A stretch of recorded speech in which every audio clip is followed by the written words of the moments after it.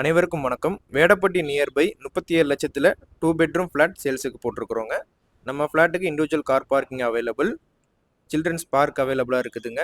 Under ground drainage facility இருக்குது. 24x7 security service இருக்குதுங்க. கிழக்க பார்த்த மாதிரி மெயின் டோர், கிரவுண்ட் ஃப்ளோர்லேயே நம்ம ஃப்ளாட் வந்துருங்க. அது போக லிஃப்ட் வசதி இருக்குது.